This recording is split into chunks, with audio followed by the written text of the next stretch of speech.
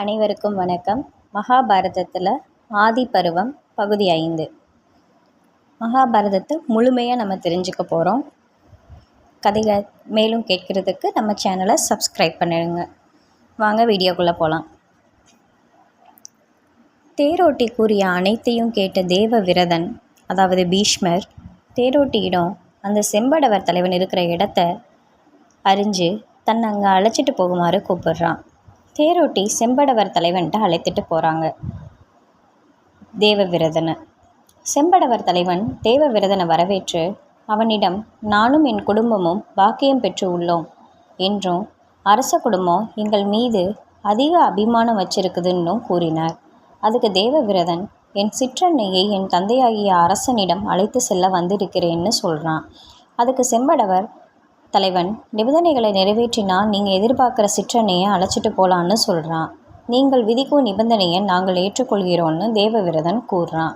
அதுக்கு செம்படவர் தலைவன், இளவரசராக இருக்கும் தாங்களுக்கு ஆட்சி செய்யும் அதிகாரம் இருக்கும்போது தங்களை ஒதுக்கி வச்சுட்டு என் பேரன் எவ்வாறு சிம்மாசனத்தில் அமர முடியும்னு கேட்குறாரு. எனது தந்தையாருக்கும் சிற்றன்னைக்கும் பிறக்கும் என்னுடைய எதிர்கால தம்பிக்கு சிம்மாசனத்தின் உரிமையை விட்டு கொடுக்குறேன் அப்படின்னு தேவவிரதன் அவர்கிட்ட உறுதியளிக்கிறான். அதுக்கு செம்படவர் தலைவர், நீங்கள் பரந்த மனப்பான்மை படைச்சிருக்கீங்க, ஆனாலும் தங்களுடைய மகனும் பேரனும் அரசாங்க உரிமைகளை கேட்பாங்க, அப்போது எனது பேரனால் என்ன செய்ய முடியும்னு கேட்குறாரு. அதுக்கு தேவவிரதன், இந்த நேரம் முதல் என்னுடைய ஆயுள் காலம் முடிகிற வரையிலும் திருமணம் செய்யாமல் பிரம்மச்சரியத்தை அனுஷ்டிக்கிற விரதத்தை நான் எடுக்கிறேன்னு உறுதியளிக்கிறான்.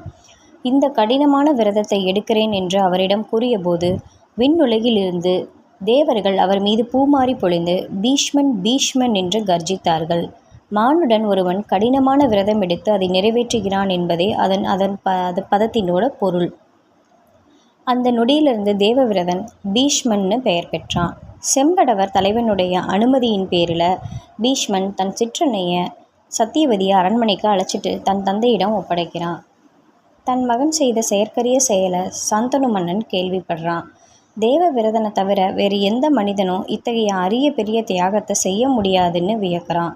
அதனால் தன் மைந்தனுக்கு தந்தை ஒரு வரத்தை கொடுக்குறாரு. அந்த வரத்தின்படி பீஷ்மன் அனுமதித்தால் ஒழிய மரணம் பீஷ்மரை அணுகாது.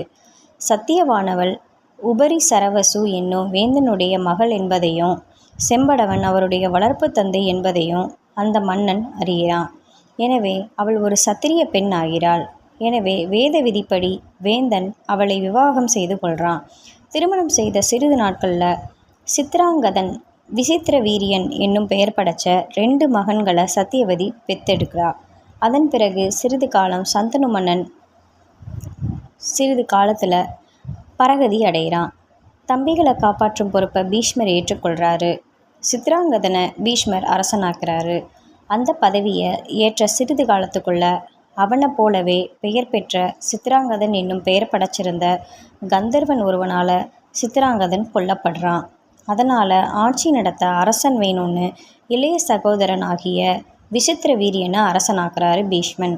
அவன் வயதில் சின்னவன், ஆனாலும் அவனுடைய பிரதிநிதியாக பீஷ்மர் நாட்டை ஆண்டுட்டு வந்தார். அந்த அரசனுக்கு ஏற்ற மனைவி ஒருத்தியை பீஷ்மர் தேடினார். இந்த கதை உங்களுக்கு பிடிச்சிருந்துச்சுன்னா லைக் பண்ணுங்கள், ஷேர் பண்ணுங்கள், மறக்காமல் சப்ஸ்கிரைப் பண்ணுங்கள். நன்றி, வணக்கம். மேலும் அடுத்த பகுதியை ஆதி பருவத்தோட பகுதி 6 இன்னொரு காணொளியில் நம்ம பார்க்கலாம். நன்றி.